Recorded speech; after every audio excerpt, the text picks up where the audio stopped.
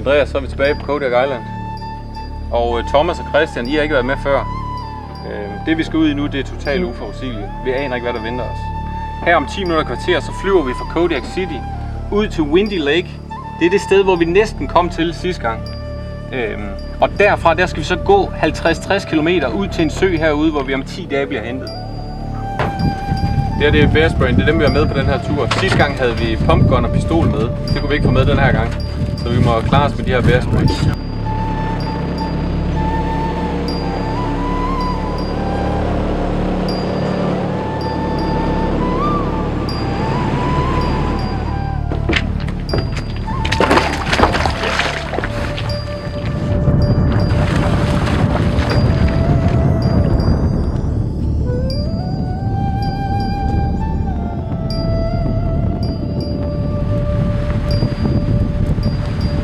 Frem på en top her og få et overblik over, hvad vej vi skulle gå.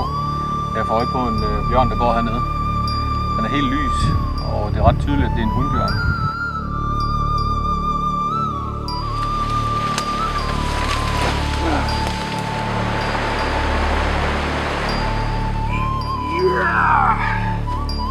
Good work, guys.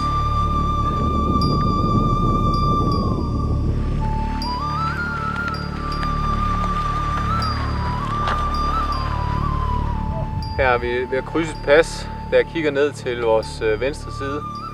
Og så går der en monster brunbjørn hernede. Går ned. Så det er et bjørnehi, det her. Kom med, det er Kodiak Island. Jeg elsker det! Kom nu! Ja!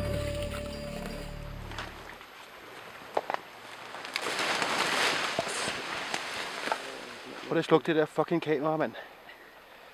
Jeg har en nerveklemme i foden, der kan ikke gå en skid eller noget som det er. Nede. Det er umuligt at gå over på den her venstre side, så vi skal ud på det flade.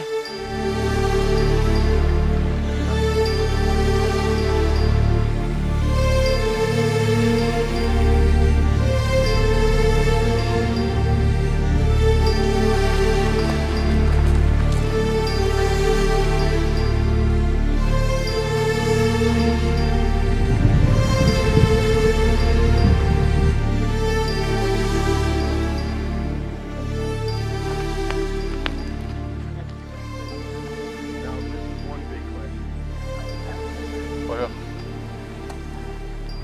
Kom flyet. Vi skal hjem. Lad os begynde at pakke. Ja. Der kom flyveren. Missionen er gennemført. Vi klarede den. Krydset Kodiak Island. Vi gjorde det. Vi gjorde det! Yes!